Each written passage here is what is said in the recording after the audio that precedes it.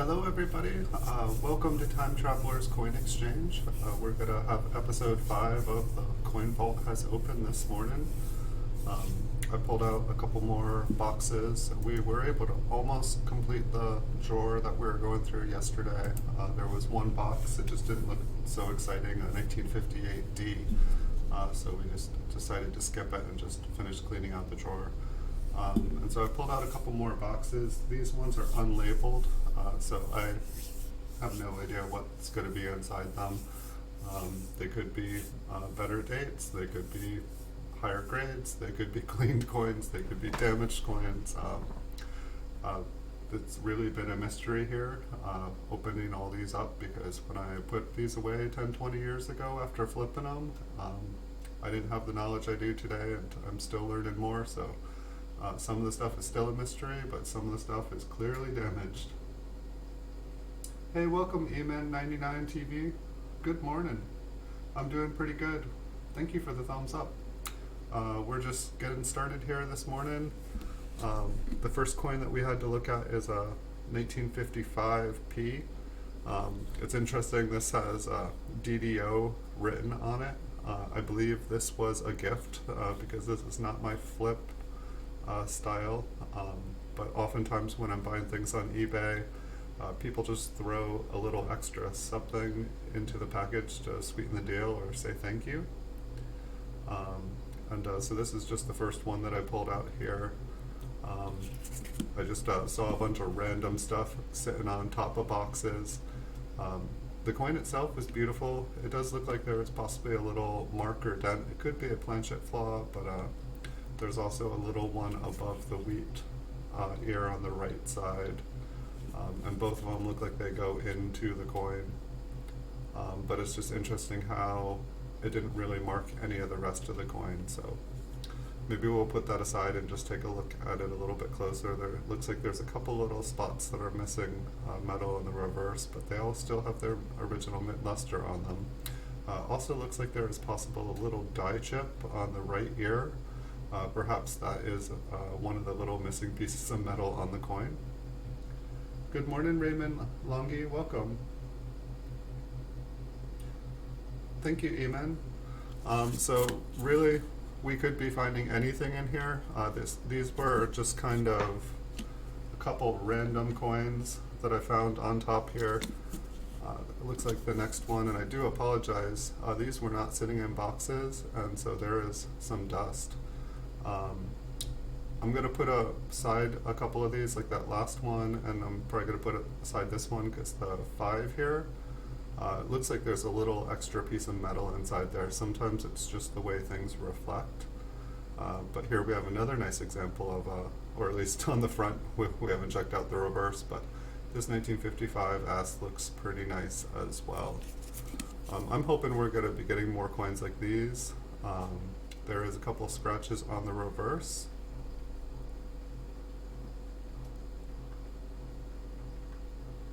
But this is a little refreshing. At least one of the boxes we ran into yesterday, things were damaged and cleaned, and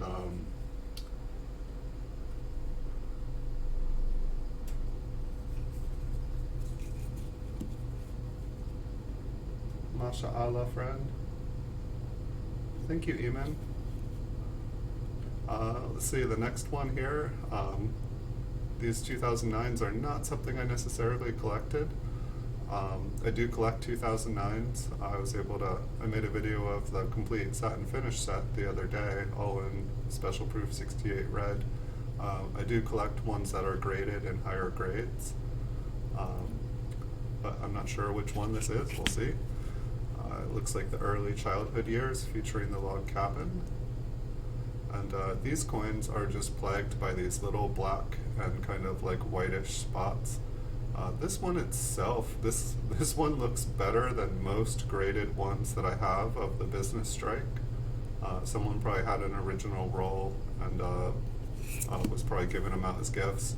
I know you guys see spots on these, but I'm not worried about the spots. I've owned probably like 200-300 slabbed 2009s, and they all have this. If you guys can find a 2009 that's not all marked up and doesn't have spots on them, you got a nice coin.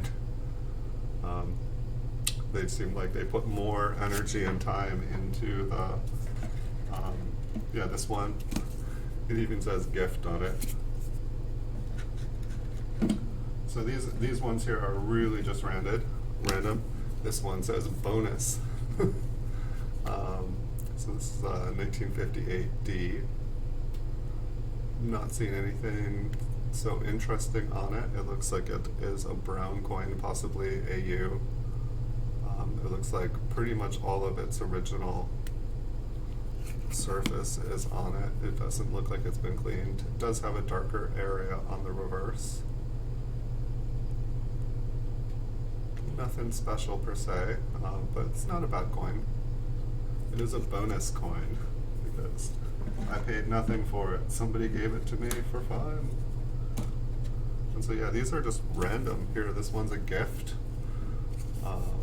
It's all dusty now. We've got a 1971 Lincoln Memorial set. And I believe we're going to be looking at wheat cents mainly here. But these were just sitting on top of the boxes and they needed homes, and so I'm going to provide them homes. So a pretty nice MS coin. My guess is it probably would grade like an MS63, MS64. There's no real damage on the coin, but there is a couple little marks and a couple carbon spots on it. And definitely, like if we look at the higher devices on Lincoln's facing coats, there is quite a few little teeny scratches, so I think that would significantly lower the grade. Next up, it looks like we've got a slightly toned proof memorial set. It looks like 1962. It looks like it has kind of the traditional mint cello toning to it.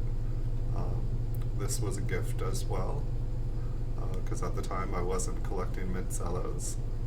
But you can see it's got kind of a nice reddish brown from about 7 o'clock to 10 o'clock, and it might have it on more, but that's what my camera is showing for you guys. The fields are relatively clear. Maybe at about 2 o'clock there is what looks like a couple lines. All the like bright lines on here, that's just all on the cellos. We've looked at lots of mint cellos on here before, and it's just they reflect better than the coin does. So I'm not really seeing any damage. It's got some nice kind of pink red toning on the rim on the left side. This is probably just a little bit better condition than most of the mint cellos that I bought.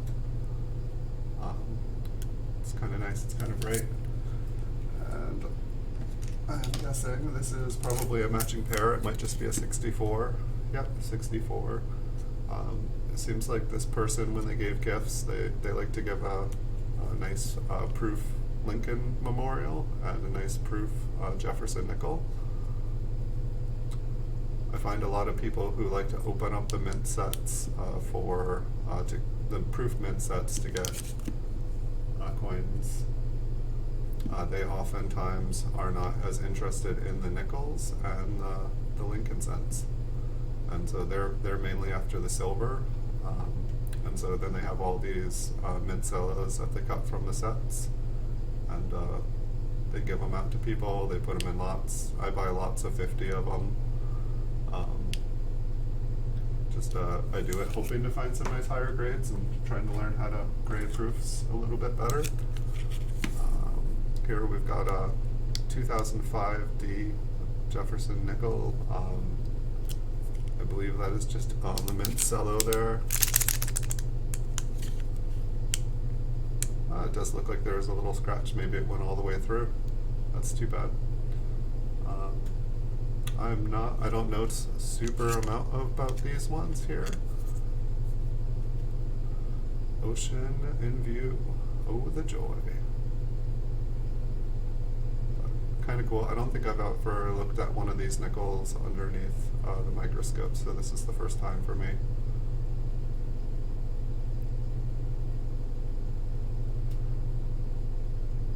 Thank you, Amor and Thomas. Welcome, everybody. Good morning.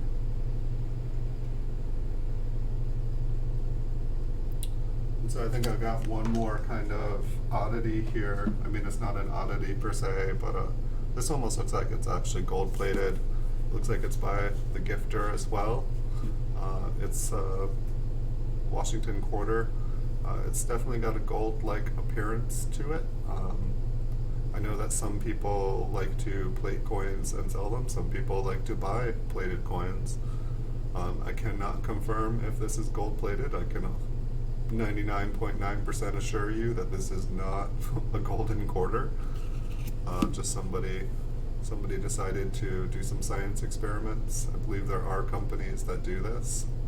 I honestly, it's very pretty being golden, and it does kind of add some coolness to it. But at the same time, I think this coin was probably worth more money before it was plated with gold, because the amount of gold that would be on here is really insignificant. But I feel like it kind of robs the original surface. I do enjoy looking at it just as a coin. It is very pretty. So this will be the first gold we have seen on this channel. I'm not really as much into gold anymore. Nothing wrong with gold. It just I found doing business online, sight unseen, selling bullion and gold and silver. It's a very hazardous trade. I mean, it's kind of a hazardous trade in person as well, unless you know who you're selling to or buying from very, very well. I do recommend caution when buying and selling precious metal, either online or in person. I find that most people that are interested in copper coins, they're actually usually interested in the coins themselves, and it's not all about money. All right, mystery box. I don't know what the best way to do this is. I think I'm just gonna remove all the contents of this box and we will replace it as we go. Things are looking circulated here so far. I'm guessing it's gonna mainly be a smattering of all different stuff. If this box gets super boring, we can always switch to something else. Alright, this does have serial numbers, so this looks like at one point I had decided to try to sell these coins on eBay as loose coins. And it looks like there's a little bit of crud up there above the T. I just wanted to, I mean, it almost looks like there's a little piece of metal there. If it was, it would probably just be a little die chip. And so we can see this might be all 1958p. I definitely had quite a few 1958ps in better condition, considering they're one of the more common coins. But we'll just have to keep looking, see if we can find anything in here. And if we find cool looking ones, we will put them aside. Next up, looks like maybe AU to very low MS brown condition here. How's everybody's morning going? This is a little bit earlier than I normally stream. I just, this project is gonna take forever and I have multiple other projects, so I'm just trying to have a little bit of fun and get as far into this as I can, so I feel like I've got some momentum. I'm probably going to keep the stream to probably try to finish by noon at the latest today, and I will probably have another stream for you guys later today as well. So it's about 9 o'clock here, just past 9. This one is another 1958p. We'll have to see. I'm sure it's definitely possible that these are all 1958ps. Perhaps I should get out a book and we can look and see what varieties we could be finding if it is all solid date. That's definitely one of the things I want to do in the future, is when I know I'm going to be looking all at one coin, it'd be best to know what we're looking for here. But if these are all Philadelphia mint marks, we're probably not going to be running into any RPMs, so we don't need to worry about that, and mainly just be looking for doubling, looking for cuds, looking for just things that are odd about the coins.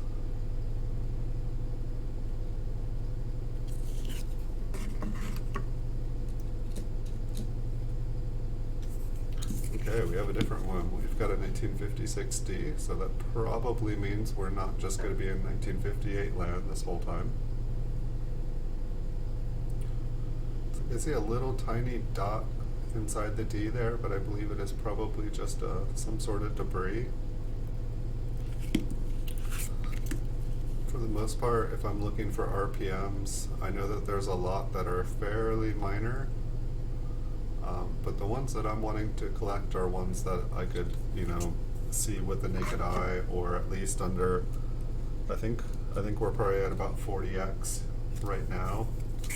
And so if I can't see that there is kind of possibly something there, like say with this one here, it's probably a scratch on the D here, but we will put this one aside, and after we go through this box, we'll zoom in on this one as well. Because I am able to see something with the naked eye there, and if we're able to confirm that it is something, then that is worth our time. Here we've got some environmental damage, or some carbon spots on the front of this one. This one, I don't know, it's got kind of like one of the bright metallic kind of surfaces. It doesn't quite look original. It's like if we look closely at the coin, there are a lot of scratches, especially in the right field. I'm definitely running into a lot of these coins that they look all bright and happy, and then upon looking at them with the microscope, it's just giving me the question of, was this cleaned or not?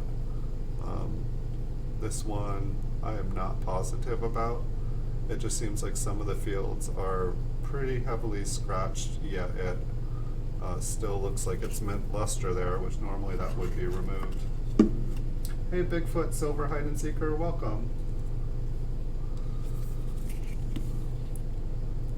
We're just, we kind of went through a few kind of just odd coins that were sitting there. Half of them I put away to look at up close after, so you won't have missed those. But so far in this box, we're only finding 50s and 60s so far. We'll have to see. There could be anything in here. I picked boxes that had no label on them, thinking that they would probably be more random stuff. Hey COT, welcome. Good to see you again. So this one, it looks bright and shiny, but looking under here, this one looks like it has been cleaned. And so this is definitely something I'm running into, because when I was roll searching for like 10 years, about 10-20 years ago, I didn't know everything about coins. I still don't know everything about coins, you guys know that, but I'm starting to know a little bit more. This one's been cleaned. When you have a really bright shiny coin that looks like it's got BU details, but when you look at it up close, there's just tons and tons of scratches. It's like the entire surface of the coin is scratched. Yeah, it's got a bright happy copper color to it. It's not a good thing. Same thing with this one here.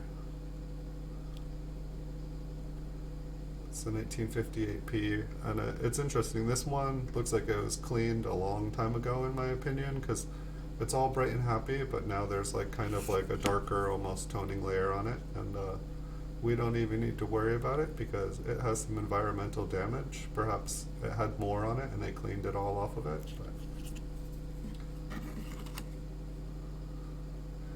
hey, strongest tongue-tonguey, welcome.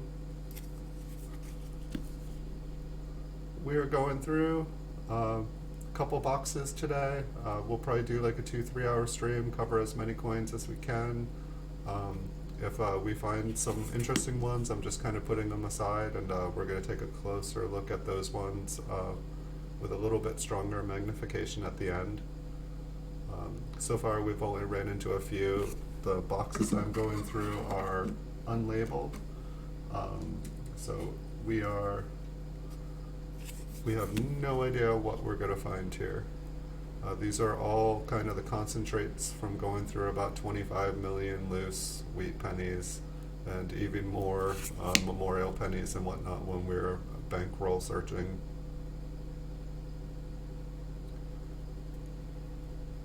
This one looks like it's, I don't know, like extra fine AU. There was a little bit of luster on it, but there was definitely some circulation on it. This one's got some environmental damage on it. It's got most of its original luster. I don't think this one's been cleaned, but it definitely has some interesting kind of lines that are all parallel.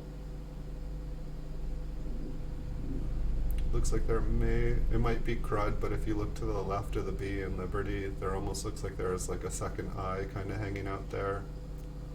I don't think, I'm guessing it's probably crud, but maybe we'll take a closer look on those. Looks like the wheat stalk has been a little damaged there on the right side. So who knows, maybe we will find something awesome, because basically I just put if something was a mystery to me or looked cool, I just put it aside. The L on this one is a little faded, and it's hard because whenever I try to show the L to you guys, the glare, it just makes more glare. A couple rim dings on this one.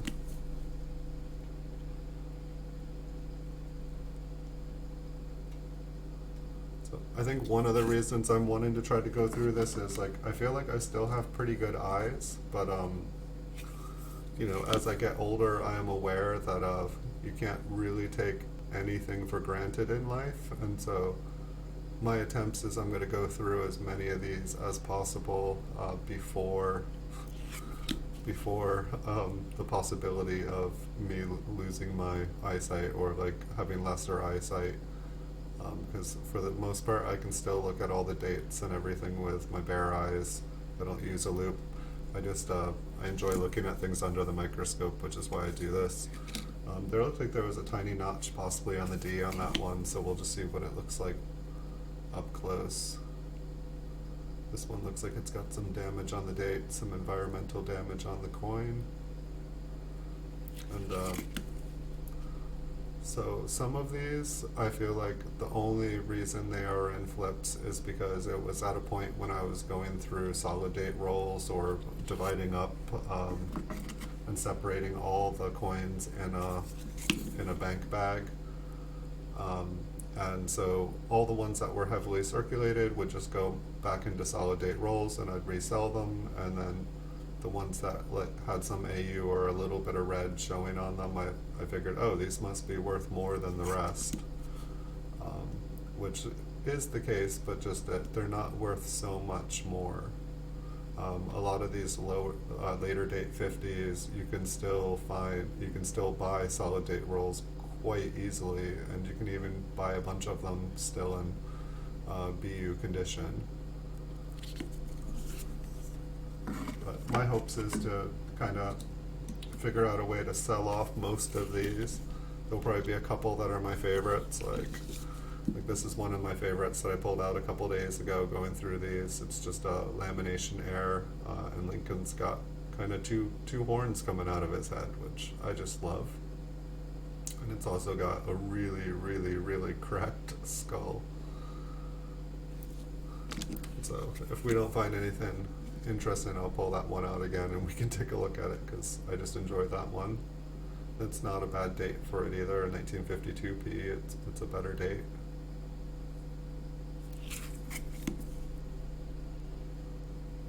And is that damage on the wheat ear, or is that the right ear? I'm guessing it's probably been crushed. And it's probably a scratch on the O. But why don't we take a look a little bit closer at this one, just so we can see if it's damaged or not. And one thing that I noticed that I'm not seeing is that I know that I had a lot of coins that the wheat ears, they had kind of like doubling on the reverse. And so far, looking under the microscope, I haven't seen anything that looked like it had doubled wheat ears. And so I'm trying to keep an eye out for them. And I feel like when you see it, it's pretty obvious. There's either a little bit of extra, kind of like the very top at the tip, there's usually like a second rung. Sometimes it seems like there is like just that like kind of pointed triangle shape about a 1/4 inch below. And so we'll just try to keep an eye out for something like that.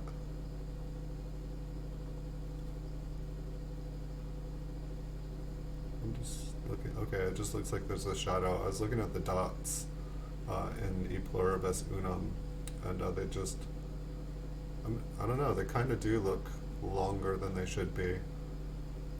Like usually those dots should be just a nice circle, and for some reason they do seem elongated, and there almost looks like there is another little dot right under the in It might just be damage. It could be a little die chip. We'll take a closer look at that.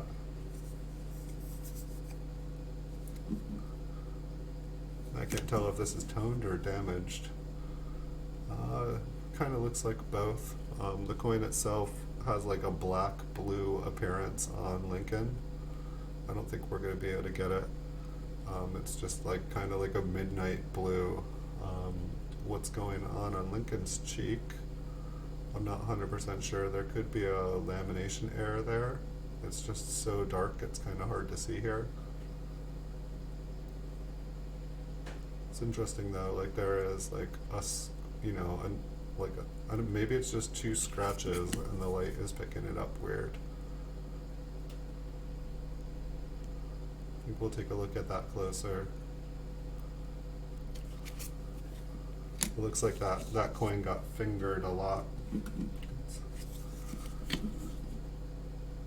I probably was a little bit guilty. I think that most of these, like here, we can clearly see a fingerprint in the top right field. And at the same time, you know, it's like when you're going through like bags of 5,000 count unsearched wheat cents off of eBay and whatnot, it's kind of hard not to finger coins a little bit. I mean, you can wear the cotton gloves, but after you go through 5,000 unsearched wheat pennies, buy unsearched wheat pennies for the novelty of it. Buy them for the bulk copper price value. Do not buy them thinking that you are gonna find a key date coin. I'd say you could find varieties, however, variety searching seems like it has been getting bigger and bigger. And so, for the most part, I think that even finding varieties off of unsearched wheat, basically it's like an unsearched bag of wheat cents. It's what dealers who have millions and millions of coins or go through. They search them. Maybe, and so like minor varieties will probably go through some. You know, somebody can't catch everything. Like you could have 5 people look at a roll of coins and everybody could pick out something different, but I've like out of the 5,000 bags I went through, I did not find any key dates. And so there's always the possibilities, but I would say you honestly have a better chance of finding a key date or like a good variety out of a roll of bank, like just a roll from the bank. I'd say you have the same odds. I'd almost say you have better odds. I found quite a few cool coins, like that one with horns, that came from looking through 5,000 count bags of wheat pennies. So it's like there's different things you can find. I just wouldn't expect to find anything like super awesome. Like if you want a key date, a bag of 5,000 wheat cents unsearched, you could buy pretty much every key date except for a 1909 SVDB. You know, you could buy a graded 1914D, you could buy a graded 1909S, you could get a graded 1924D, you could get a couple of those. You could get a graded 1931S in MS grade for the same price.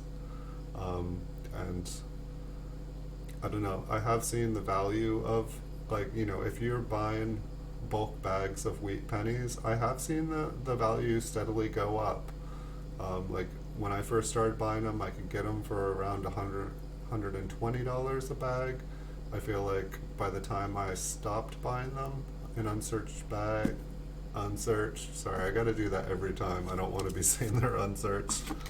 I'm just quoting the listing really. I'd say it went up to about 180, 200. I haven't been kind of checking to see what the prices are. I feel like maybe 6 months I was just curious, and I felt like you could still get them for under $200, but they were mostly advertised as all 40s and 50s. Um, and a lot of those bags, people just buy solid date rolls.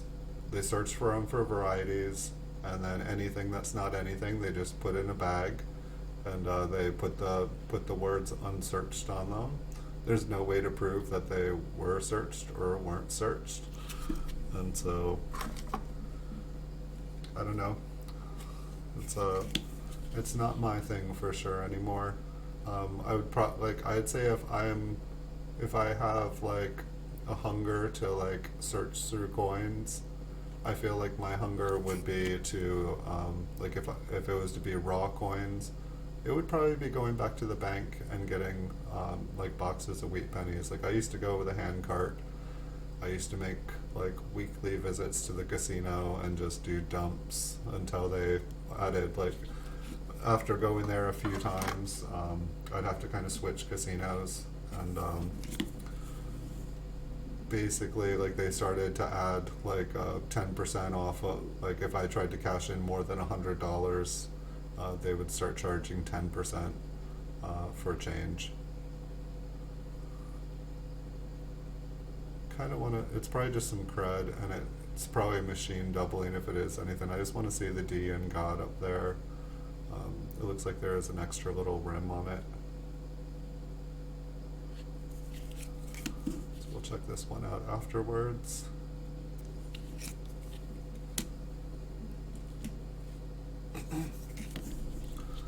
But you know, if you are reading, if you're like looking for an unsearched bag on eBay, and in their feedback is like, I found a key date, like if they have like a list of key dates that are found, it's definitely fake. I mean, if you were selling like bags of wheat pennies and people kept reporting, I found a 1909 SVDB, I found this, I found that, do you think you'd maybe stop and like be like, oh, maybe I shouldn't be selling these in bulk when I could be just pulling out the key dates? And I mean, there's always the possibility, you know, there are some kind of cool sellers in the aspect that they'll spike the bags. You know, they'll kind of make it guaranteed. They'll throw a little bit of value in there. I would say like normally the way you can tell if a bag is spiked is if by the time you finish going through the bag, if you say like get like 10 teens, 20 20s, 30 30s, and like 5 to 10 kind of like bright BU untouched coins, and maybe like 1 or 2 Indian head cents. Like that's kind of what a spiked bag looks like. That's kind of, you know, it's like the super sad bags are the ones where you go through them and it's basically just 40s and 50s and even like no mint marks. Like it gets pretty raw, or like most of the coins are like damaged, like 40s and 50s. Like I've seen some really sad ones. I've seen ones that like came from house fires.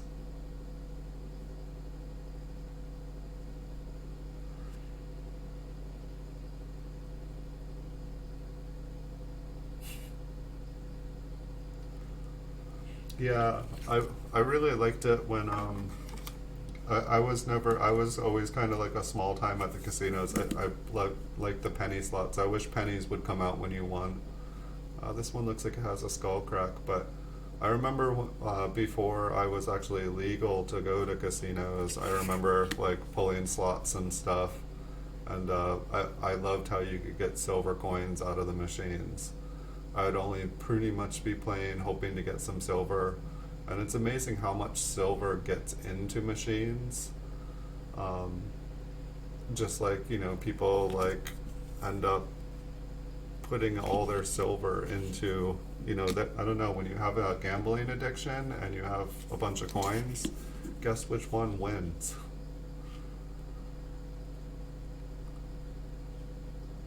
But that's why I kind of feed my coin addiction, because I figure I could have other addictions in life, and at least I have coins at the end of the day. Most other addictions, you're left with nothing. At least I have my coins to look at. But half the reason that I'm making these videos is I'm hoping to, you know, as I've been selling them off, just trying to pay for rent and try to pay for housing and utilities and food and all those kind of things. I'm realizing that my collection is getting smaller, and I have been buying more high-graded stuff, kind of to compensate, but I'm trying to more quality than quantity has been my goal. But I'm making these videos and stuff because someday I won't be able to just look endlessly through the coins here. I mean, I can always, you know, pick up some bank rolls, or I can always, you know, humor myself and buy an unsearched bag of wheat pennies. But for the most part, it's like the way that I roll hunt these days is going through the graded PCGS section of coins on eBay. It's like you never know what you're gonna find.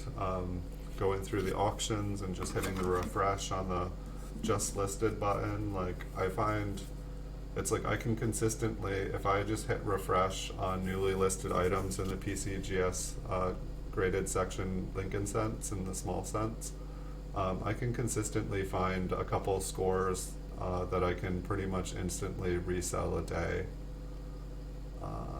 One of the 8s looks like it's filled with crud, and then the bottom one looks like there might be extra metal there, but I'm guessing it's probably just more crud. We'll take a look inside there. And there's either a tiny cud or a rim ding.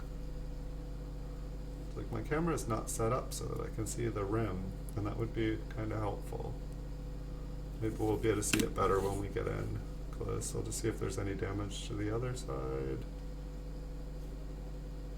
I'm not really seeing any. We'll take a look at that. Yeah, the tickets at the casinos, like, I wonder how much silver the casino pulls in by having those tickets. So this one has obviously been cleaned. I say it's obvious because the coin itself, you know, it appears to have half its original mint luster here, but there's so many scratches, it would be impossible for it to be that shiny naturally. All the natural surface would have been worn off, and we can see environmental damage on the reverse. Looks like there is a chunk of something forever mated with this coin inside this flip. That'll probably be there as long as it's in my hands.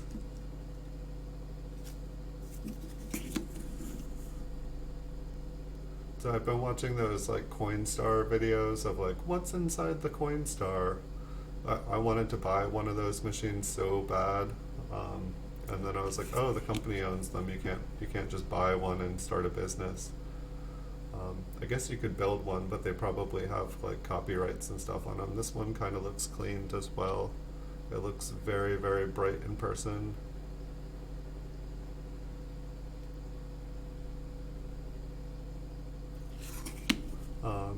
But it's interesting how the Coinstars totally do separate all the like silver and gold and stuff, and they don't just shoot them out in the hopper.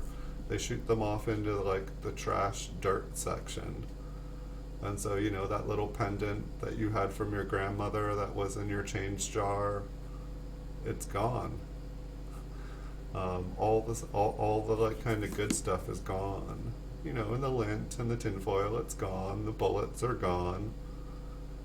Someone was telling me that they opened one up and the whole thing was just like full of like gun shells and like bullets and stuff. I was like, yikes.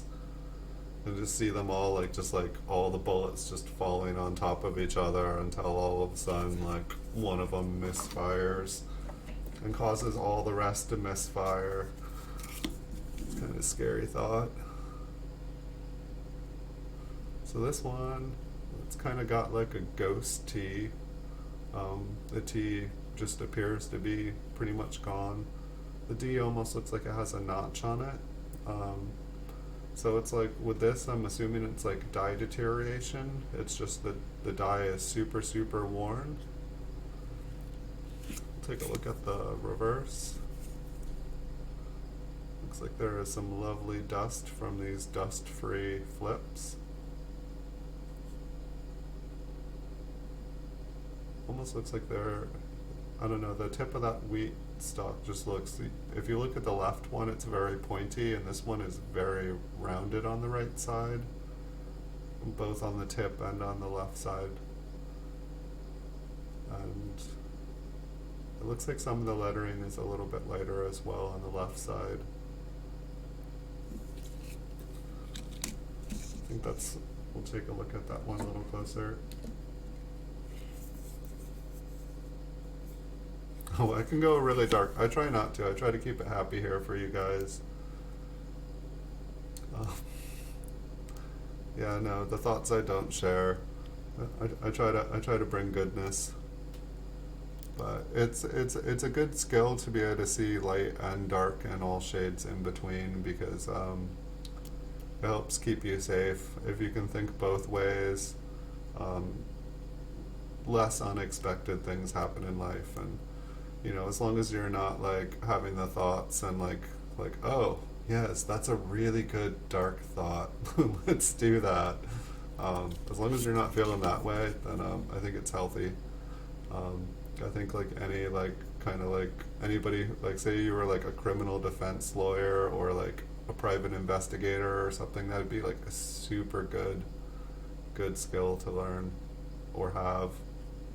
You know, it's like Sherlock Holmes, like, you know, if he wasn't able to like see the different sides of the coin, I don't think, you know, I mean, I guess he's like a fictional character, but I don't think he would be nearly as good of a detective in the books. So there's like definitely some damage on the coin. There's just like a little bright shiny thing to the right of the southeast of the mint mark. We'll check it out when we zoom in.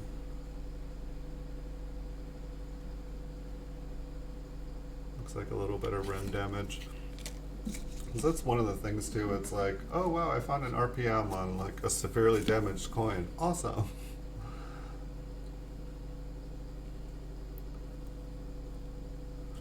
I don't know, this one, it's like half of the surface kind of looks original, and then like half of it just kind of looks like it's been rubbed on or something. It's like, I guess when I say like, oh, this coin might have been cleaned, it's like there's so many different things, you know, some things can just be like, it's been, you know, rubbed on someone's jeans, on their knee, you know, oh, I'll get that crud off of it, and then some people use chemicals, some people use stuff to alter the surfaces.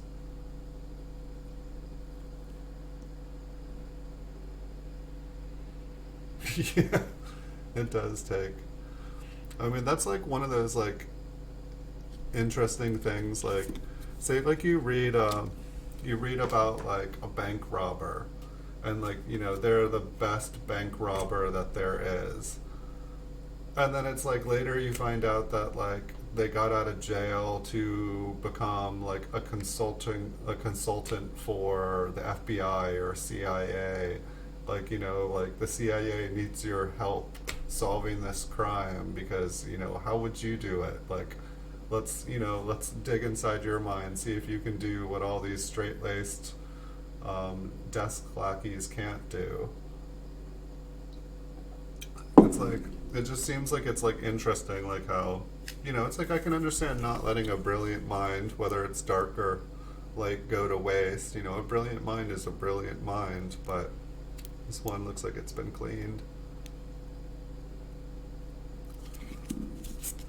But it's just interesting sometimes. It's like all those computer hackers that did all these horrible things, and it's like, oh, but I'll be a good computer hacker now. I promise. Just let me out. Just let me back on the internet, please. I'll be good. I'll be so good. So this one looks like, I don't know, I'm gonna guess nail polish. Maybe it was painted at some point. The couple places it looks like it doesn't have something on it seem like they've turned bright blue. Um, Maybe this had glitter on it. Maybe this was like a project. In some ways it looks really, really pretty. And in some ways it looks really, really damaged.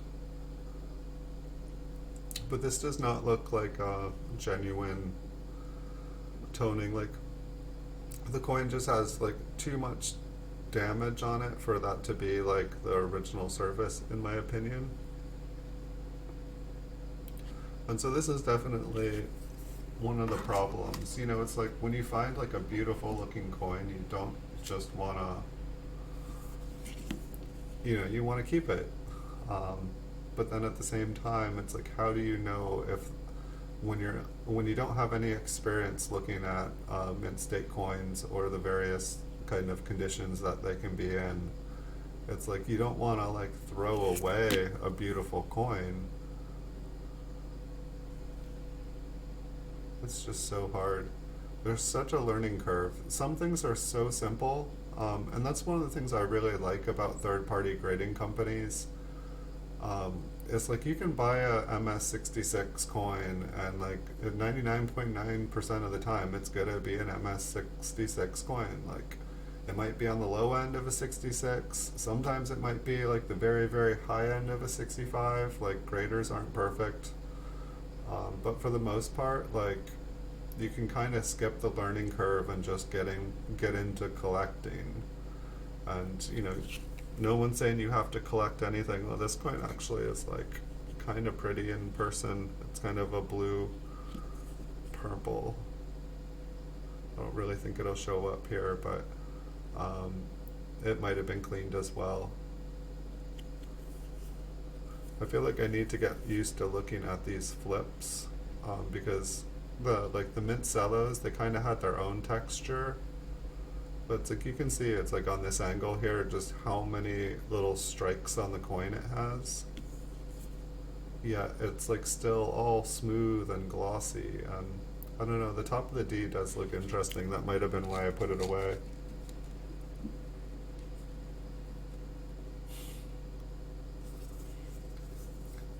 The name sounds familiar. Is that the like? Is that Catch Me If You Can? Or is that like who's Frank Abba Abagnale? The name sounds familiar.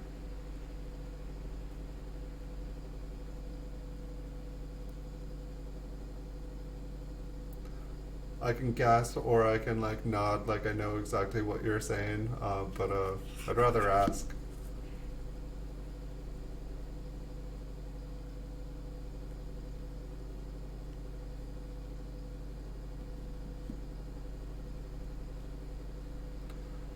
It's like the P is almost gone, the L kind of, I don't know. Like I know that there's like some hockey stick L.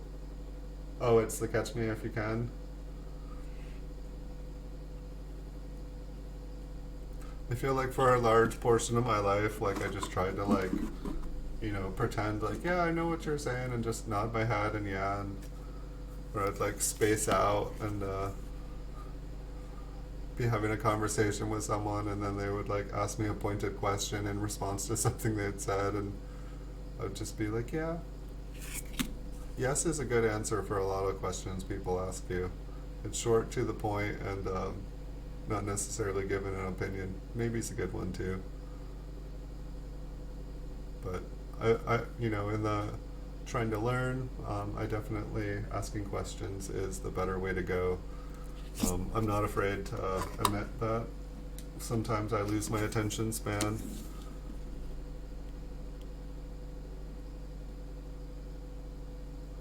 I spent a long time in life just nodding and pretending I knew what was going on, and so I'd rather learn these days.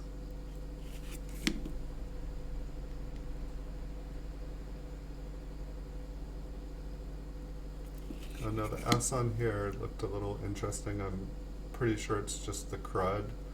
or that it got knocked, but it looks like it's squished, and then there looks like there's kind of another little piece underneath it. But you can also see that there's grime all around the T, so perhaps somebody was cleaning the S and they just scratched it. It also looks like there's a little kind of like the 5, it has a little egg, like it's a little penguin with like an egg between its legs. Maybe we'll check it out.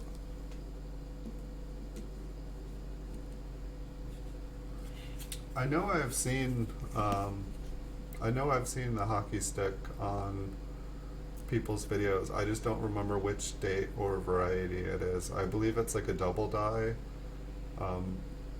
It must be one that, what is it, the distended hub doubling or something, where it kind of like stretches and kind of thickens.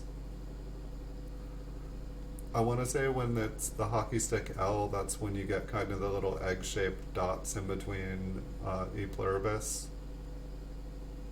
So this one looks like it just had a filled 5. I was very fascinated with these.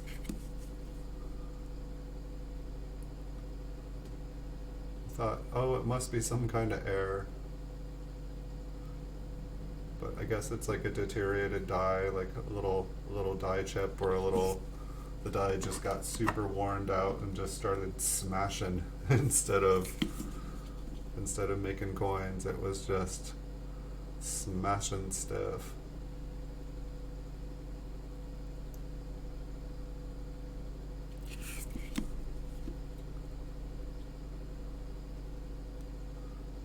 So it's like, so far I feel like most of the coins in this box have been kind of 1950s, and then anytime there's been like the 1950s were like kind of like AU to low MS, and then it seems like anytime we kind of find one that's the 1940s that looks like it has any original luster on it, it's just damaged.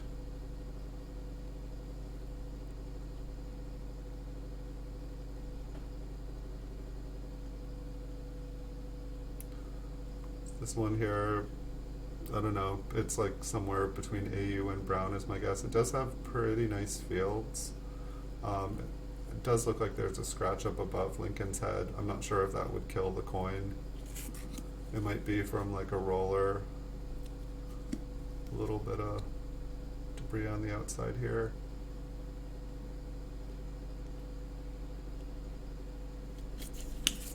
What I should probably be doing, I should probably build a computer program and like input all of the varieties into it, and make a machine that just runs on like a conveyor belt, like give it a hopper and just send coins through the machine and out the other end, and just have the computer like process the front and back and compare it to a database, and then just, you know, sit there confirming what the computer says it's finding. I could use all these coins as like false positives. Tell the computer, do not look for this coin, do not look for that coin. But I'm curious to how long, like, I mean, I feel like grading in some ways, I mean, there's always eye appeal, which I feel like a computer really would have a hard time with. But I feel like, for the most part, a bunch of aspects of like coin grading for like a large company could be done by a machine through a program. It's like, this one's interesting. It doesn't necessarily look cleaned, like the fields look like they still have original luster, but it almost looks like someone was just rubbing it with their finger, or just some of the higher devices. Maybe it's been, I don't know, it's just, it's interesting because it almost looks polished. I feel like I need to just take some coins, you know, get like brand new coins from the bank sometime, or get like a not a very good roll of older memorials, and just do various things to them, you know, like rub one against my jean for an hour, you know, like just like kind of rub one on the surface, just see kind of like what details, you know, instantly get lost, see how they change color, see how dirt accumulates on them, you know, paint one with some nail polish, borrow some from a friend. you know, like dip some in some abrasive material.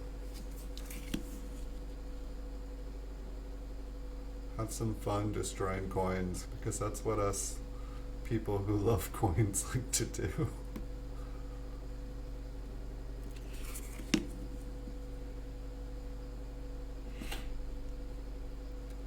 So I don't know, maybe I put this one aside because the E is smushed on here. I'm guessing that looks like a scratch. I'm curious just to see what it looks like closer up, but just the fact that it's like brighter, like it's like exposed copper core, doesn't make me too hopeful that it's anything.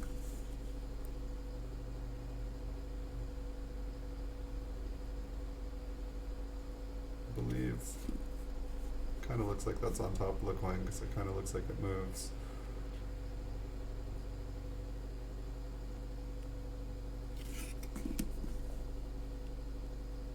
Ouch.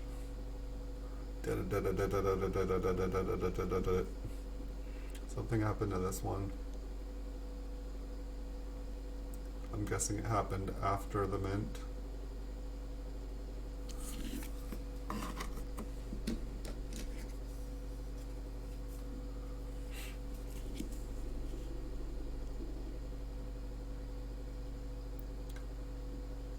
This one has $3 written on it.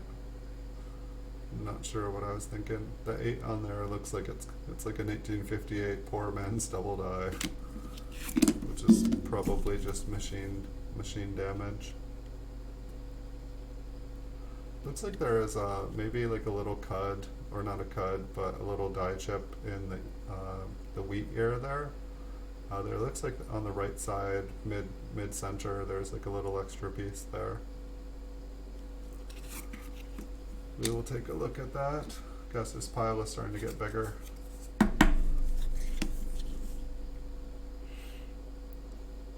It's like a lower grade 1945p. Number 2586W. So what made me? So it's like some of these, like it was like some of these, it looks like were from my very, very early eBay days where I would just put thousands and thousands of wheat cents up in flips, and I would try to have every date and every mint up. And so the purpose was just, you know, sometimes I had better example coins and a tear in that wheat. Sometimes I would have better examples of them, but sometimes I just wouldn't have any to put up. And so that's kind of where a bunch of these ones I think originated from, and why they're in flips is I was just trying to have some examples to sell. This one looks like it's got a couple rim dings on it.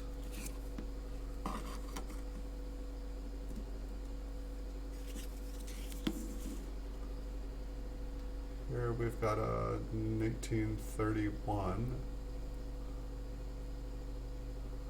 It looks pretty smooth. It doesn't look too bad to the eye. I know that like when we get up close on these older coins, especially the worn ones, they're so flat. Let's see how bad the damage is on the reverse. I feel like that's usually the case. Little bit of darkness here and there. Maybe a scratch going through the center. I can't quite tell if that is on the flip or not. For the scratch, it just doesn't look like it's disturbing anything, like when it slices through the N and the T. But it very well could be there. So what is this, like is this even a good 4 for a 1931? Is there a ghost S there? I mean, if there's an S, it's super gone. I always find that funny with some of the older coins. Here's another 1931 S. It's got a little damage on it. 1931, I'm sorry, did I say 31? I feel like that was another thing when I was new to collecting, is that anytime I found a coin, say like this is a good example in 1931, um, I would be afraid of, selling it as a 1931, and so I would keep it thinking, oh, it's possible that that was a 1931 S and just the S has been worn off, but um, it just doesn't usually happen like that. Maybe with some of like the kind of beat up damaged ones, occasionally like the mint mark will just get scratched off, but you can usually tell.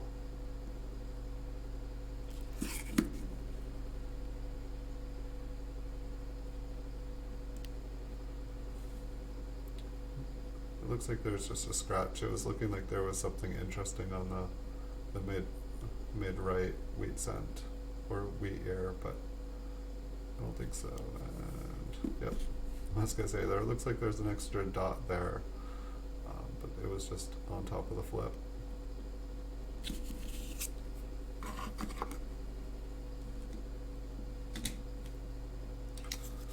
It's like another 1931. We'll see how many of these there are. This die looks like it must have been kind of worn. It looks like the lettering is getting pushed up. So this is probably another one that I was just kind of afraid to.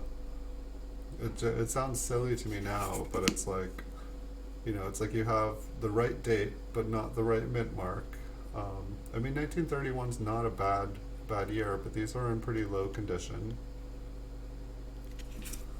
How many of these are there? Okay, we've got a 1929S. Definitely looks like there is, I don't know, the 9 looks like there's a second 9, the S looks like a mound. This one looks a little bit interesting. My guess is it's just a very, very worn die. But it's like there's like kind of like a clear second 9 to the southeast of the 9. I'm not ringing a bell for a 1929S double die though. So I'm gonna assume that it is just doubling from damage. We will get to take a closer look at that just to see what kind of damage it is. We've got probably about 20 more coins here, and then we'll zoom up and we'll start going through the stack of ones that just have caught my eye for whatever reason.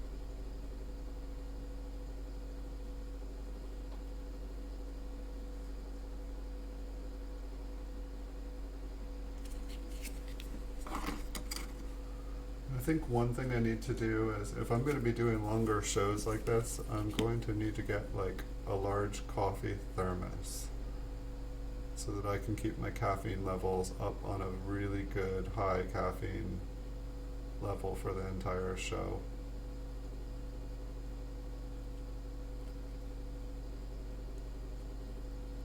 But no, this one's just kind of shiny around the mint mark. I don't think I could see anything that looks like extra metal on it.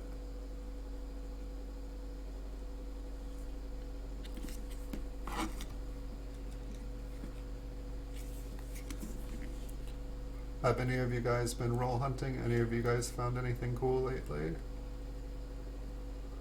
So the bottom half of the D on this one, maybe it's like partially filled, but it just looks extra thick. So we'll take a look at that one up close when we're done.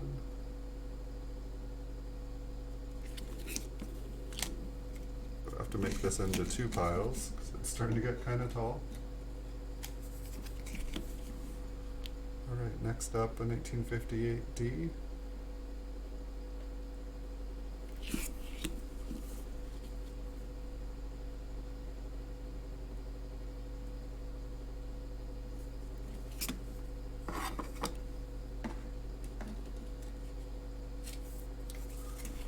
I don't know. Part of me is like, maybe I should just sell these boxes as is and just do them as a grab bag, because there really is pretty much you know, every kind of thing in here. But one thing I feel like I am learning is that probably like 75 to 80% of these coins never should have been in a coin flip. Um, and so, you know, it's like buying coin flips, it's sometimes about as much, you know, maybe you can get a huge bulk deal. But I would say like some of these, the coin flip is worth more than the coin itself. Add staples, add time, um, and it's like kind of like, what was I thinking? And then at the same time, it's you add the, you know, if you put 50 coin flips inside a package to mail, it's going to cost about 3 times as much as it would if you just put 50 coins in a roll. It's definitely, they add volume to the package and they add weight to the package. And that's one of the really cool things about selling pennies as a business online is shipping is relatively inexpensive. I mean, the one part that's kind of sad about it is due to the way that eBay functions these days, you basically have to add tracking onto everything, which then you have to have first class. And so that your package basically ends up costing a little over $3 to send a 2-ounce package. But it is what it is, and I haven't had any problems with people saying coin didn't arrive, and I have a pretty good relationship with the post office people, and if something goes awry, they're able to contact the other post office and talk with the other employees. And the couple times that I've had kind of scammer peoples, I've been able to get stuff flagged and talk to the postmaster general. And I had quite a few people that were trying to do some scammy stuff that are no longer in the scammy business. Sorry to spoil their fun, but it doesn't make things fun for people on eBay trying to make a living. And I could let things slide, but I just know that they're going to do it to another person and another person and another person, and some of those people could really need the money for their livelihood.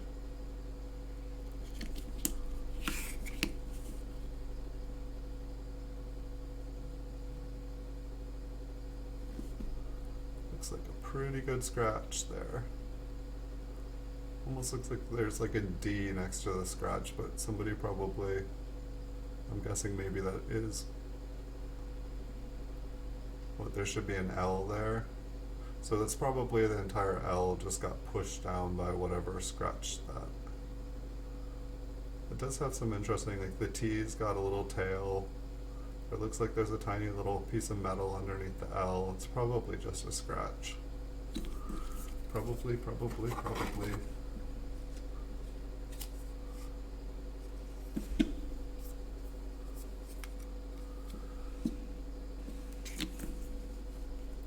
Next up, we've got another 1958D. It looks like the 8 probably got struck by something, kind of scratched. Looks like there is a tiny little piece of dust inside the mint mark.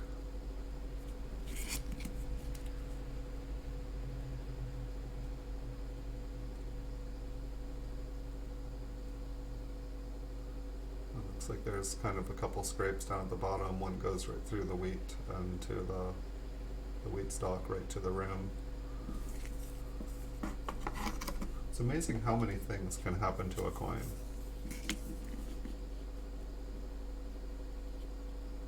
It's like kind of a universe of infinite possibilities out there.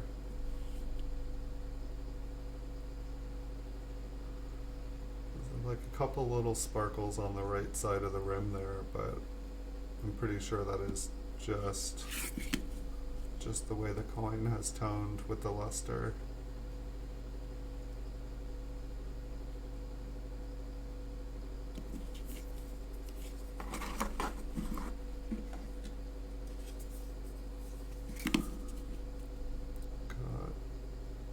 Bit higher grade 1956D. Definitely has some environmental issues going on Lincoln's back there. It's got like a backpack of environmental issues.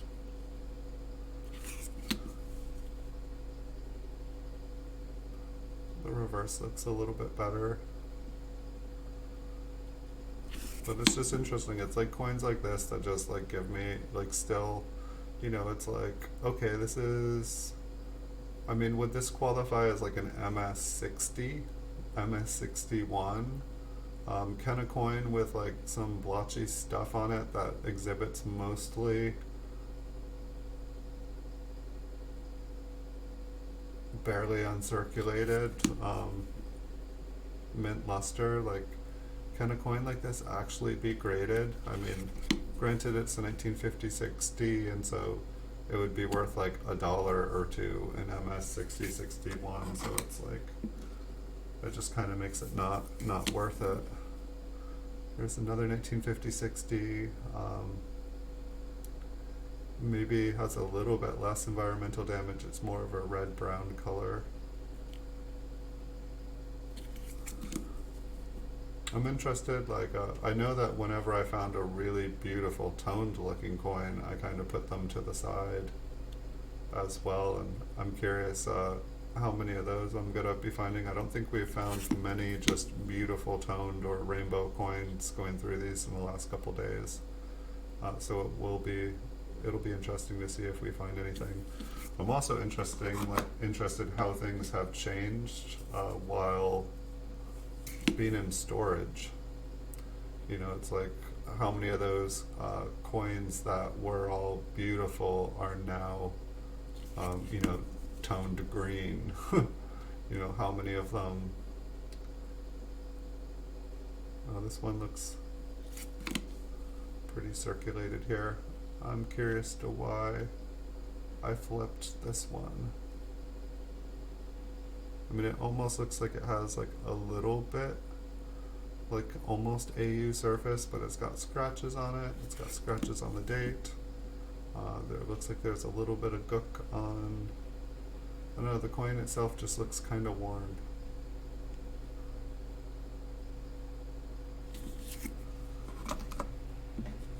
Anybody want like a extra fine 1956D? Let's see. It's like I don't know, the lettering up on the top right, they look extra kind of thick.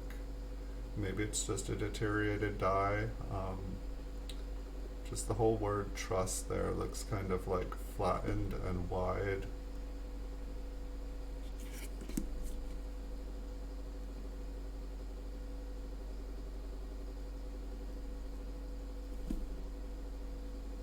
Yeah, it's like a couple of these, like the plu in pluribus, just looks kind of flat. We'll take a look at it up close. Alright, we're pretty much down to one stack here. I mean, I've got quite a few more boxes here, but I figure we'll zoom in after we finish a box. It's kind of some interesting kind of spider webbing. It's like this one seems like it's wanting to kind of tone. The coin itself has just like a super, super dark appearance to it.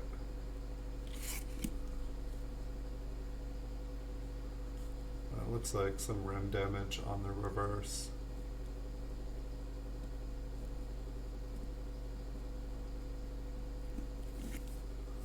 I'm almost wondering if while I'm making these videos, if I should just make like a free pile. Like it's like, okay, I've had this coin long enough.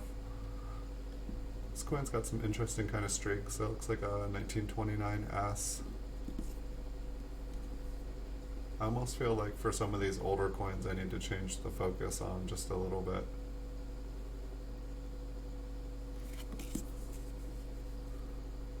Almost looks like a woody.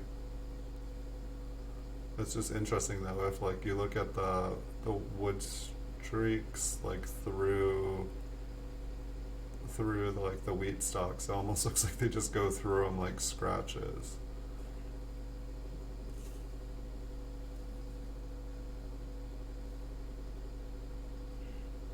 I don't know. I don't know. I guess you could probably make a wood grain effect by like etching out a coin. Alright, we got another 1929S here. It's got a bit of scratching here and there, and everywhere. We've got look how smooth the wheat stalks are. This is an error, folks. They forgot to put the lines in the wheat stalks.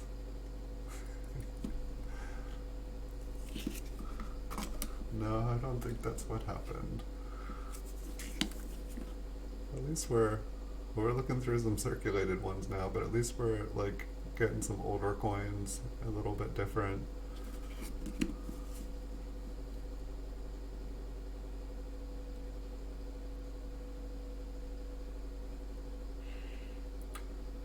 It's like some of the lower grade ones I feel like the low grades still confuses me as far as grade goes. I feel like top grades, like MS66, I feel good and confident about, but like MS65 and below, it's like I can tell the difference between an AU coin and a mint state coin, and I can, tell what's not an AU coin, but by the time there's just so many little things and so much wear, I know that there's, I've read like a ton of step-by-step,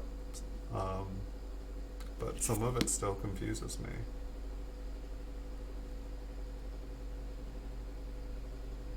But it confuses me even more when I feel like I know what's going on, and then like, I'm like, okay, this coin has a scratch on it, so it's scratched, just damaged, and then I see 10 of them in a PCGS grade, with a grade on them, and I'm like, wait, I thought that they couldn't be scratched that much. Like, was this grader just being kind? Did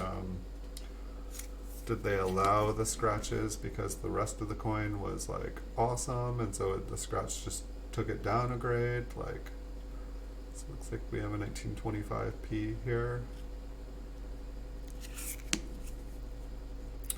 Fairly worn, fairly circulated. Most of these ones would have made, a decent coin for an example in an album. And so I'm guessing that's why they were flipped. This one looks like it's been cleaned or polished or something. Seems like we're getting a lot of these. It's just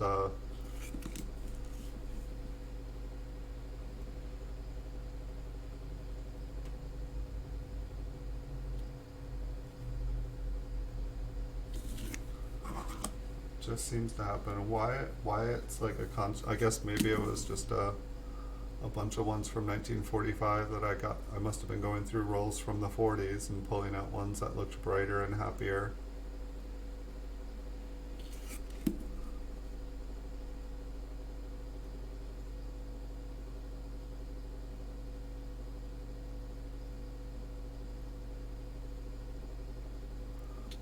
So I guess like kind of advice is like, if you're new, get a couple coins that have been graded in different mint state conditions, so that it's like, this coin is extremely shiny and bright. It's got like, the bright, well, it's kind of like a red brown color, but it's like this one looks so damaged. I don't even know what. See, it's like I couldn't tell you what happened to this coin. It looks like it is all different sorts of weirdness on the surface. And so I assume that it's been cleaned and it's not just like struck through an inch of grease. But it definitely has a interesting kind of porous texture. Like a texture like this is like kind of what I would expect to see on like a really old large cent.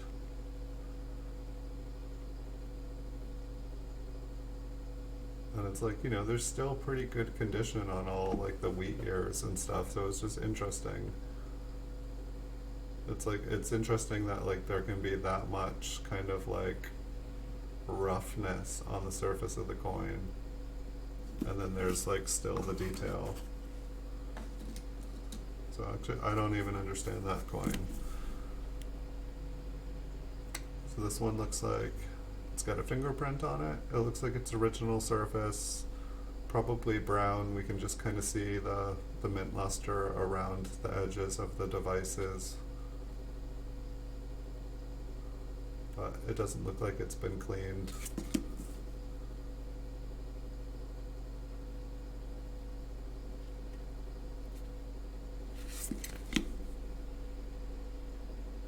I think that's probably the first 1940 coin from the 1940s that we've looked at that hasn't like looked like it's been cleaned.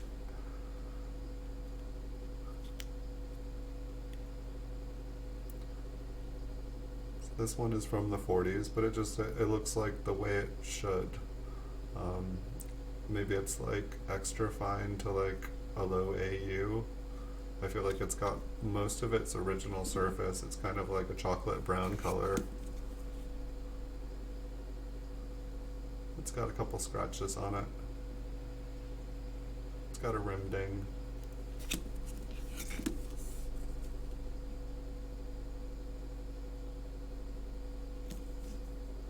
It's got a couple rim dings.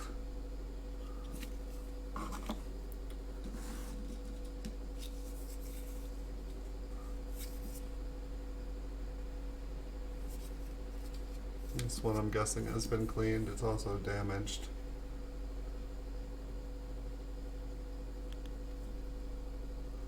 So some of these get like this like funny color.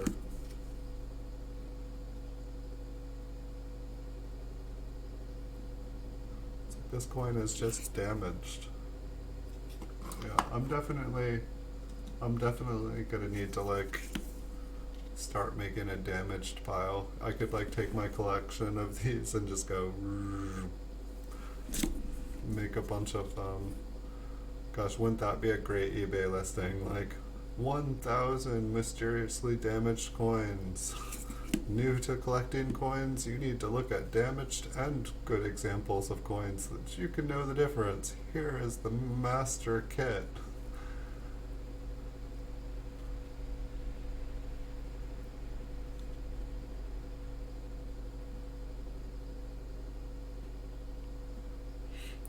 That'd actually be kind of like an interesting, like, it's like you could like make like a little kit for people where it's like, here's an example of like 20 different kinds of damages that can happen to a coin. You know, these are things to look for when trying to, you know, find nice coins. And this one's another one where it just has like those super weird, you know, it's like, I'm guessing this has been cleaned, but it's like been abrasively cleaned. Yeah, it still retains, even through all the roughness, it still retains a lot of the detail. Like the wheat stalks are almost all there, but the whole surface of the coin is just bumpy and kind of porous. And yet, the reason that makes me feel like it's cleaned is it's like the parts that are red are super bright and it's just not natural.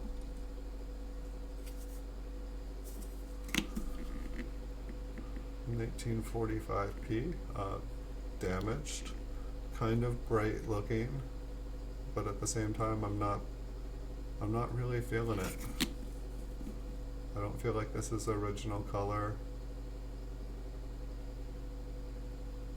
It's like we can see the wheat stalks are a little bit more worn, like the whole tip of the wheat stalk is gone there.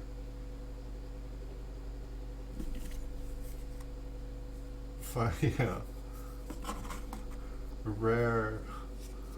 This coin survived a comet, a volcano, and a high school laboratory experiment. It's indestructible. It's the super penny.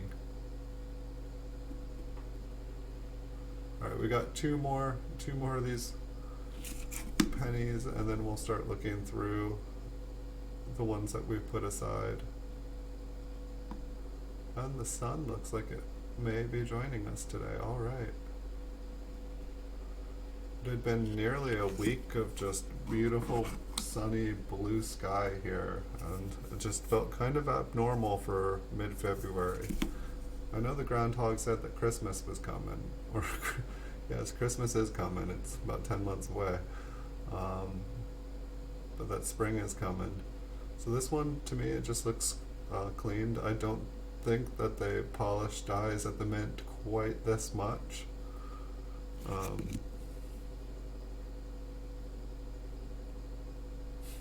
it's like Brillo pad.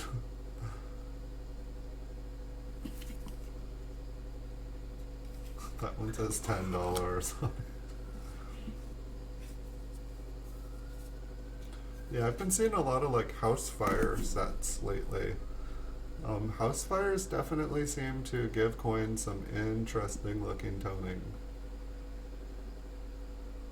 Good gosh, how many cleaned coins do I have? I really hope I start running into some like really nice, nice, beautiful coins and some really cool airs, because like some of these boxes have like kind of been borderline depressing. That's like, wait, did I send all the decent, like, good ones and, fine ones, like, back to everybody? That's probably not the best one to zoom in on first.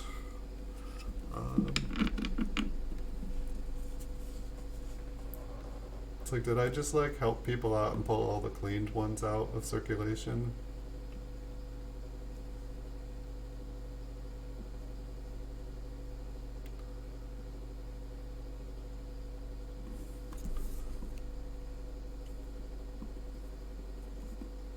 I don't know. There is like a little thing on the D, but it's like I'm guessing that it's just been kind of hit by something, got a little bit squished.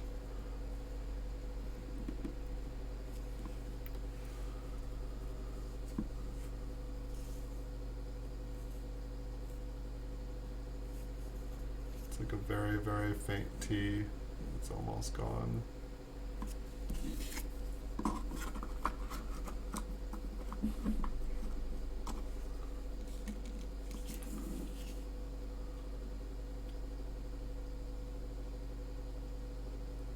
Kind of same thing with this one. I know, it almost looks like there you can see something on the inside. I wish I could go in a little bit closer. It feels like such a tease to me. It's like I'm able to pull these ones out that like look a little bit different to me, but then it's like I'm just not able to get close enough.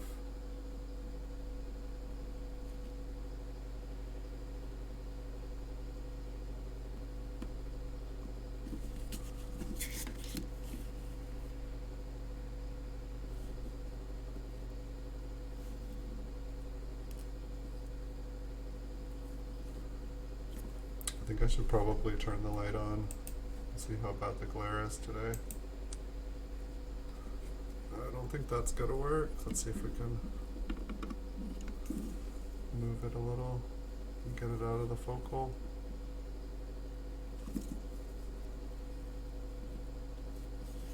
Take another look at it with the light on.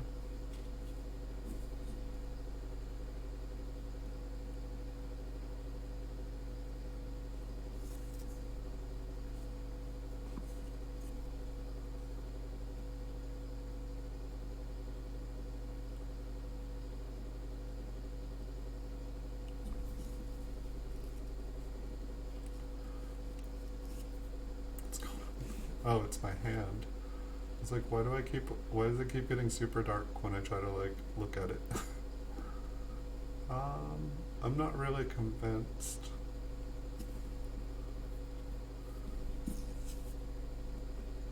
That wasn't my hand. Huh. I should try it on a different angle. We're gonna have to find something that works here if we're gonna continue trying to look for cool stuff.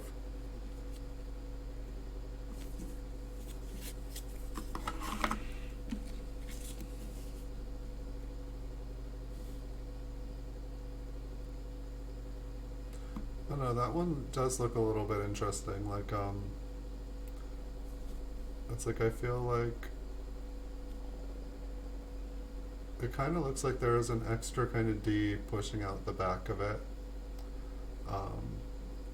The whole D, I mean, it's possible the bottom got smushed, but it almost looks like on the kind of left side of the D, it almost looks like there is a second line there.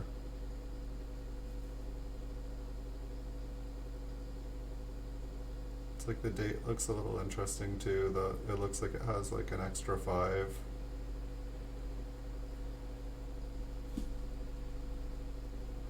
Uh, the S looks very doubled, the T looks very doubled, the U looks doubled. Maybe this is that one that I was like, I need to check this one out. So it's like the D and the 5 and the 8 kind of look doubled. The 8 is like doubled on the wrong side. It kind of looks like the 9 is doubled. Is there a 1958 D double die?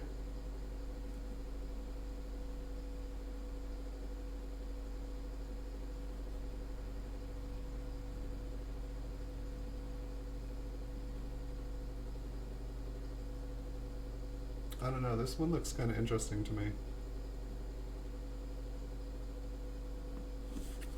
And it's got some cries. Let's see if it's super damaged on the reverse.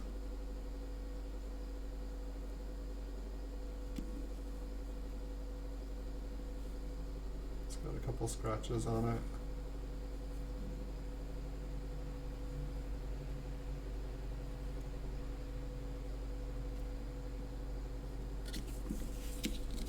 Alright, I'm going to put that one to the side. So it's a 58D. Here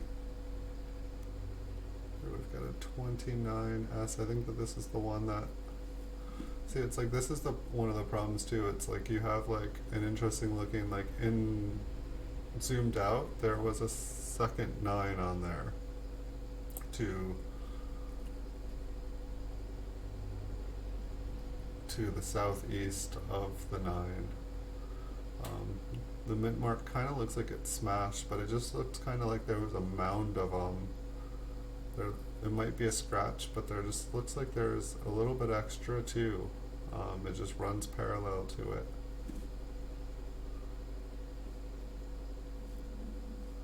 But it is so worn, it's hard to see on here.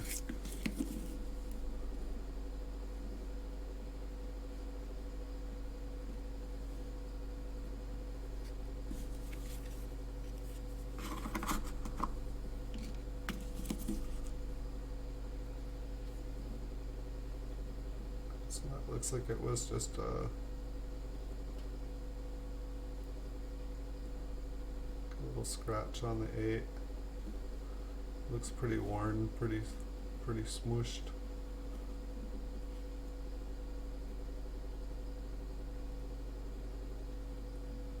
Seems like I do see a lot of the T's that just look like they have like a little bit extra.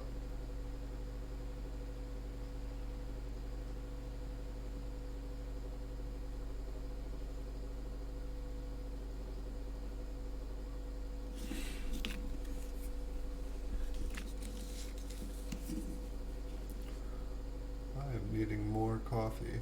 I've got like a sip left and it is cold. That is no fun.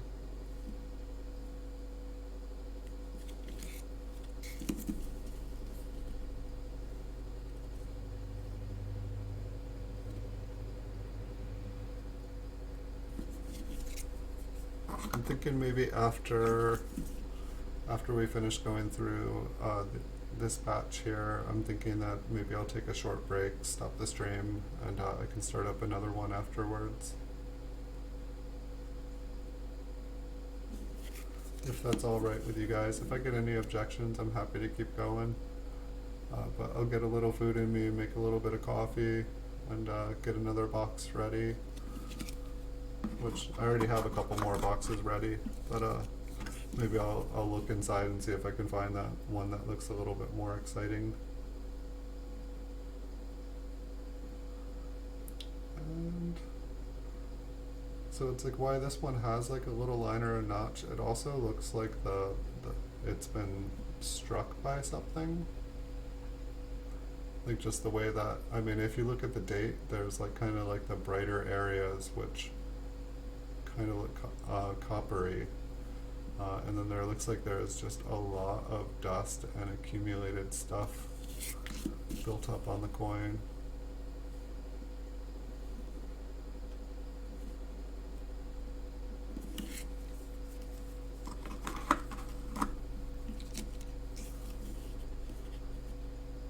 see if we can find anything in this pile that we put aside. So what's going on with this?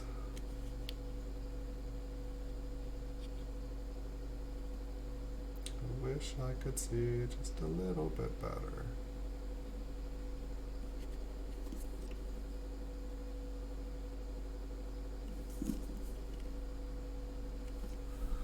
I'll try to go a little closer.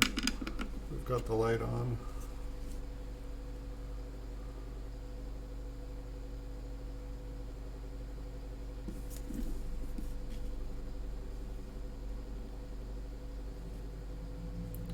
And I think it's just some crud kind of like squished up in there. Like the date just looks, or the lettering up at the top just looks super worn. That T. That just looks like the T is like, maybe it's been like squished. But it's like the T looks like the T is all the way on the end, almost like it's like making like a weird 7.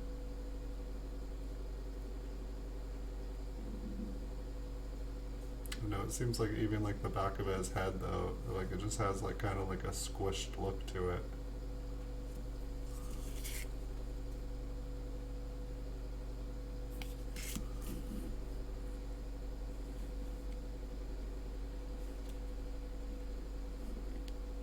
I'm guessing that this is just like a super, super worn die.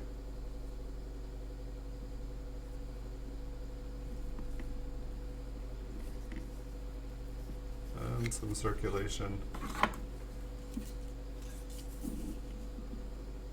what do we have next?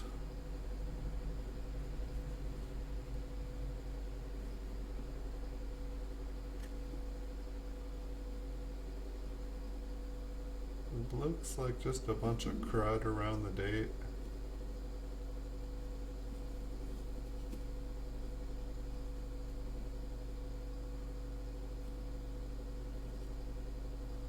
And trust and stuff definitely looks weird there, but I'm guessing it's just kind of a worn die. Stuff getting pushed, just getting struck too hard and things getting pushed out.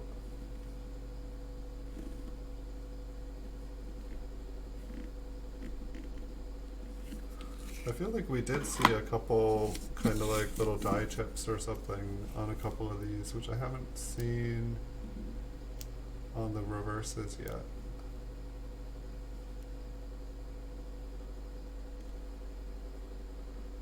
This one just looks like kind of extra thick on the mint mark.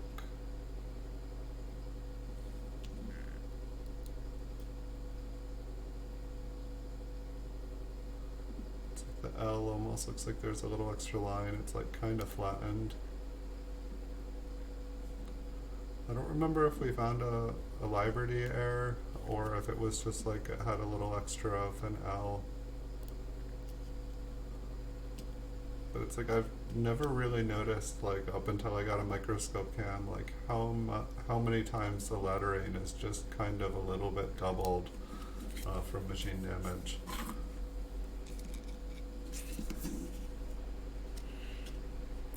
Maybe this is, I didn't realize I put two 1929 S's in here. But one of them looked like it had kind of a second 9. Maybe there was another one even, we'll have to find out. But it doesn't look crazy here, that's for sure. It's so worn. Maybe this one just kind of had a, like kind of a woody design on it. Oh, this is the one I think that I was like, the like wood design was just kind of going through the wheat stalks, but it does seem kind of interesting. I kind of like the effect on it in person and under the scope.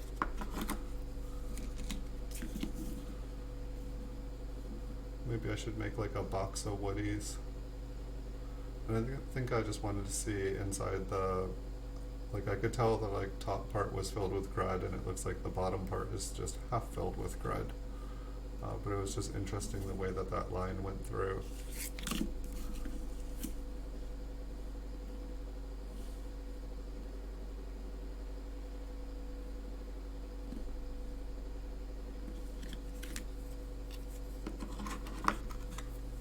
put you guys all to sleep.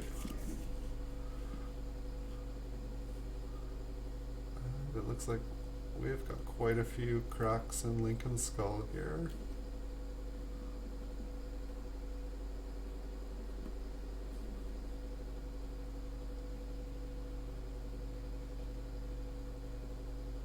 And I think that's all that's really going on with this one.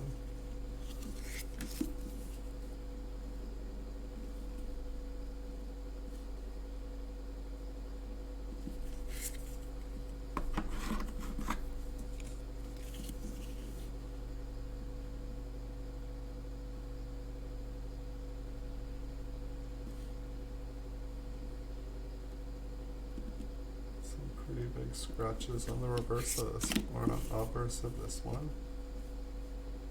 On the reverse as well. Some of these up close, I'm like, why? Why did I put these aside?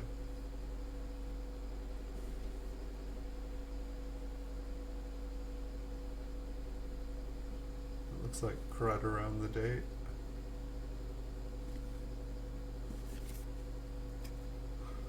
What was this one? This one was the one that was super, super dark. I feel like there was something on the coin that I wanted to check out up close. Oh, maybe it actually was on the front. I feel like around the skull area, there was like two kind of what looked like triangle. I don't see it though. I think it almost looked like a die cracker or something like that.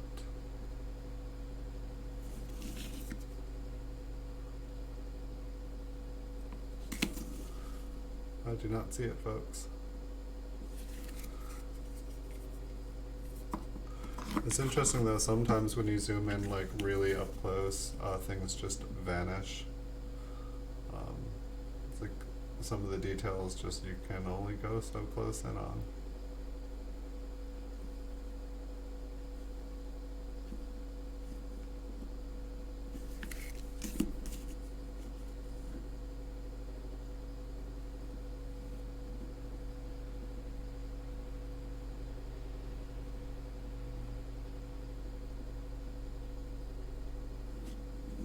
Once again, not sure.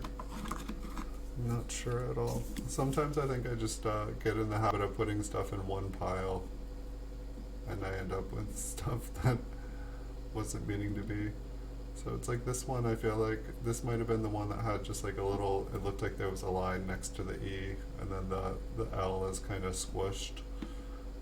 Like half of it just kind of got squished towards the rim. It's kind of like a ivory.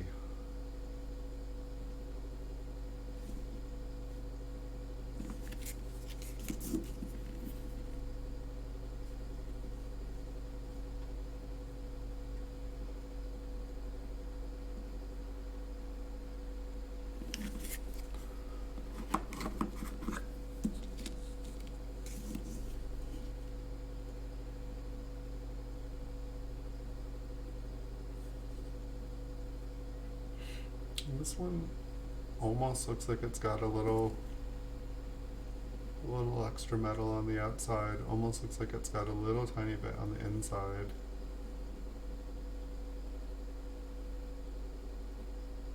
It could just be little teeny scratches.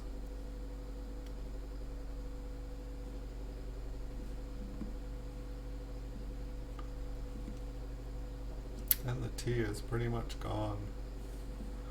It is interesting though, I never noticed how off-centered the T was in Liberty there. It's like if I was to want to make a counterfeit penny, it would be like perfectly straight. It'd be symmetrical. It's just interesting like how they don't make it symmetrical in the design.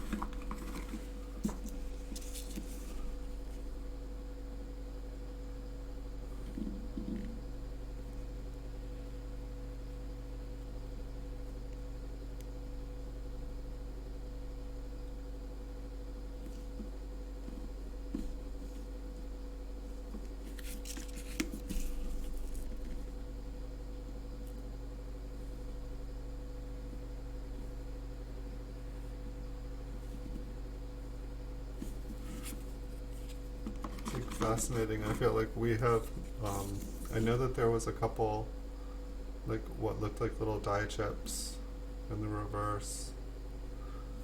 What's that one?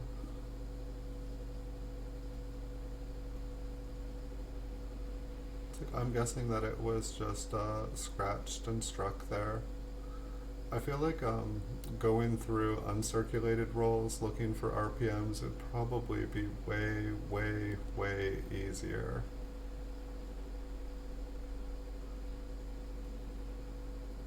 Because there's just, there's less, just junk on the coins.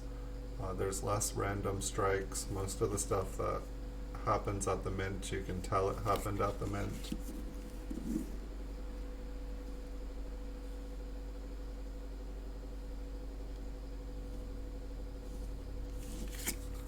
Alright, we're almost to the beginning.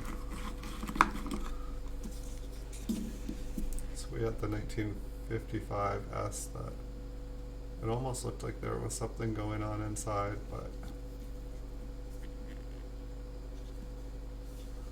it's just really the way the light hits the inside of these, I feel like, is what it kind of gives the appearance.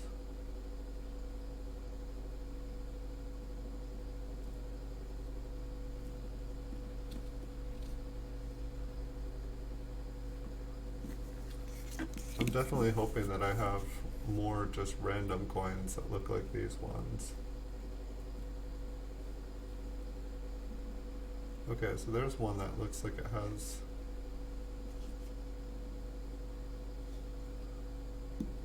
just a little bit something different inside it just kind of like maybe a little tiny die chip inside it. Maybe it's just, maybe it got squished, maybe it got damaged there. And the 1955 that I think we started with here. Like on the flip, it has DDO. This was a gift from somebody. This does not look like the 1955 that we all want.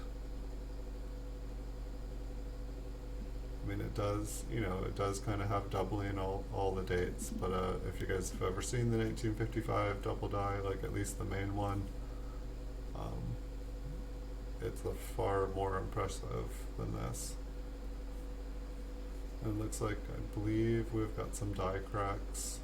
One of those may be a scratch. Gosh, this is dusty. I feel like all the dust of the other coins accumulated on this one. Check out the reverse. I feel like there was some curious kind of divots. It's like this looks like it happened at the mint, if it happened. And then there was one up on the rim. And then there's also a little chunk of metal inside the wheat stalk on this side. And so I don't know, like those two little pieces of like where there's a piece missing and then there's a piece stuck, they almost look about similar shape. I'm wondering if the die got damaged and that little piece just kind of flew there.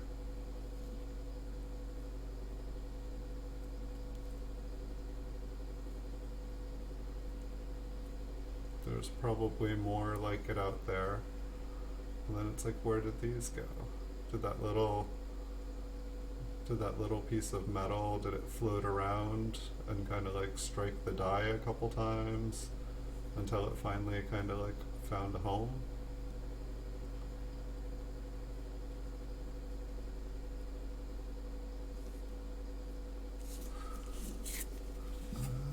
And let's see.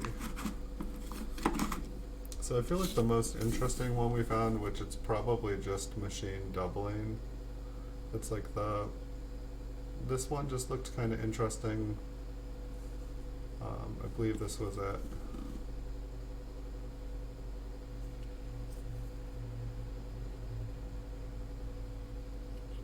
It's like, is this?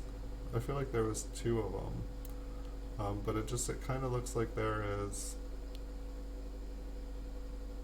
Is this it? There were two of them over here. It must be. It's interesting, like when I changed up the view on it, that other one does not look as cool anymore.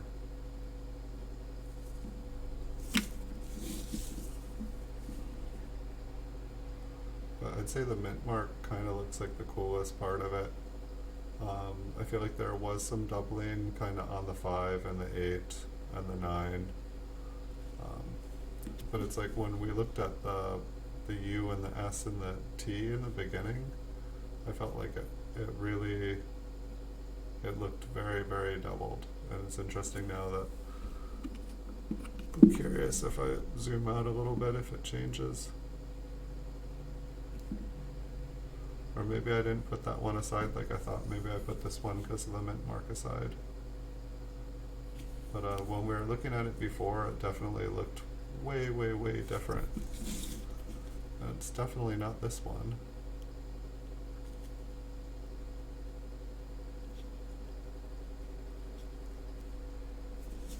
But so I think what I'm going to do here, guys, is I think I'm going to end the stream. Let you guys see the best one that we found this week, just this lamination air here. Hopefully I will have something better to replace this with. I know that I've got a couple ones that are cooler, just gotta find them.